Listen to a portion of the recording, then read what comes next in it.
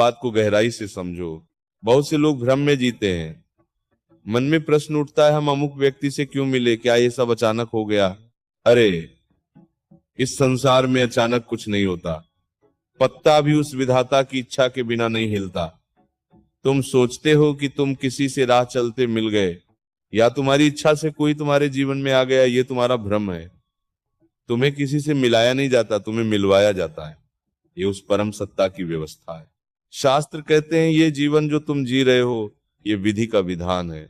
जिसे तुम आज देख रहे हो वह कोई नया नहीं है। ये तुम्हारे पूर्व जन्मों के कर्मों का लेखा जोखा है। अब तुम पूछोगे यदि सब निश्चित है तो हम क्या करें? समझो, तुम्हारे माता पिता, पत्नी, पति, संतान, भाई बहन, क्या तुमने चुनकर पाए थे? क्या तुमने ईश्वर से प्रार्थना की थी कि मुझे यही परिवार चाहिए? नहीं, ये सब जड़ानुबंध है, पूर्व जन्मों का संबंध और लेन देन। तुम्हारे कर्मों के अनुसार ही तुम्हें ये शरीर मिला है और उसी के अनुसार संबंध भी मिले हैं। लोग कहते हैं हमने इतने रिश्ते देखे, कोई पसंद नहीं आया। अरे, तुम कौन होते हो अस्वीकार करने वाले? जब तक उस जीव से तुम्हारा संयोग लिखा नहीं है तब तक कुछ नहीं होगा, और जिस क्षण वह समय आएगा परिस्थितियां स्वयं बन जाएंगी। जिसे तुम अपनी पसंद कहते हो वह वास्तव में तुम्हारा प्रारब्ध है। जीवन में जो सुख और दुख मिल रहे हैं वे उन्हीं लोगों के माध्यम से मिल रहे हैं जिनसे तुम्हारा पुराना हिसाब बाकी है। कभी देखा है कोई मित्र या संबंधी ऐसा मिल जाता है जो केवल कष्ट देता है, धन का नाश कराता है? दुखी मत होना। समझ लेना कभी तुमने उसका कुछ लिया होगा और लौटाया नहीं होगा। अब वो समय आ गया है जब वो ब्याज सहित वसूलने आया है। ये कर्म का अटल सिद्धांत है। यदि आज प्रेम से नहीं चुकाओगे तो प्रकृति किसी और रूप में वसूल करेगी। उधारी तो चुकानी ही पड़ेगी।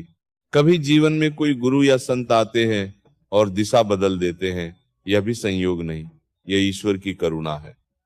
जब साधक का समय आता है तो मार्गदर्शक स्वयं आ जाता है। और सावधान, कर्म का चक्र अत्यंत सूक्ष्म है। आज तुम अपने माता पिता का अपमान कर रहे हो, किसी का हृदय दुखा रहे हो, याद रखना वही पीड़ा घूमकर तुम्हारे पास आएगी। तुम कहोगे मैंने तो इसका कुछ नहीं बिगाड़ा, परंतु तुमने किसी और का बिगाड़ा था। वही फल पककर सामने आया है। जो तीर तुम छोड़ते हो वो घूमकर तुम्हारे ही हृदय में लगता है। इसलिए यदि शांति चाहते हो तो वाणी और व्यवहार को शुद्ध करो। यदि कोई दुख दे रहा है तो समझो पुराना क्षण उतर रहा है। यदि कोई सुख दे रहा है तो वह तुम्हारे पुण्य का फल है। अंतिम सत्य यही है, न कोई समय से पहले मिलता है न भाग्य से अधिक। सब उस विधाता की योजना का भाग है। इसीलिए व्यर्थ चिंता मत करो, जो मिला है उसे स्वीकार करो, अपने कर्म सुधारो, नाम जप में लग जाओ, शांति अपने आप आ जाएगी। और एक बात और सुन लो, तुम बार बार पूछते हो महाराज जी फिर प्रेम क्या है, फिर प्रयास क्या है? अगर सब प्रारब्ध है तो हमारी भूमिका क्या है? समझो ध्यान से, प्रारब्ध तुम्हें परिस्थिति देता है लेकिन प्रतिक्रिया तुम्हारी होती है। कौन तुम्हारे जीवन में आएगा यह विधाता तय करता है, लेकिन उसके साथ तुम कैसा व्यवहार करोगे ये तुम्हारा वर्तमान कर्म तय करता है। यही वर्तमान कर्म आगे का प्रारब्ध बनता है। यदि किसी ने तुम्हें ठुकराया, अपमान किया, छोड़ दिया तो टूट मत जाना। हो सकता है वह केवल तुम्हारे जीवन का एक अध्याय था, पूरी पुस्तक नहीं। हर मिलने वाला जीवन भर साथ देने के लिए नहीं आता। कोई सबक देने आता है, कोई हिसाब चुकाने, और कोई तुम्हें भीतर से मजबूत बनाने। जिसने तुम्हें रुलाया है उसने तुम्हें जगाया भी है।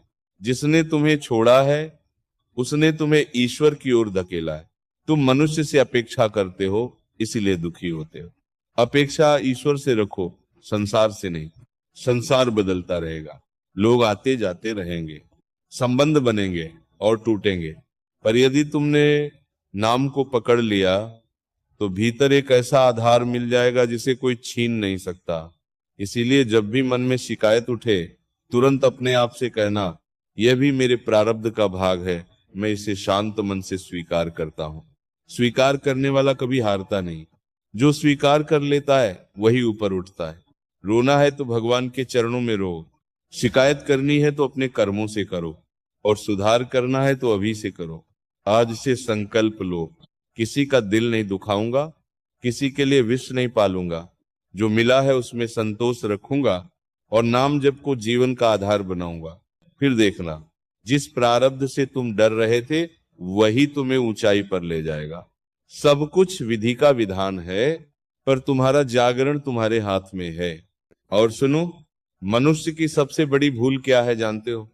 वो परिस्थिति को दोष देता है, लोगों को दोष देता है, भाग्य को दोष देता है, पर अपने भीतर झांक कर नहीं देखता।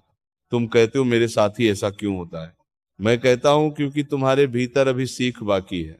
जब तक सीख पूरी नहीं होती पाठ दोहराया जाता है। व्यक्ति बदल जाते हैं, परिस्थिति बदल जाती है, पर घटना का स्वरूप वही रहता है। क्यों? क्योंकि भीतर का संस्कार नहीं बदला। अगर हर बार तुम्हें कोई छोड़कर चला जाता है तो केवल सामने वाले को दोष मत दो।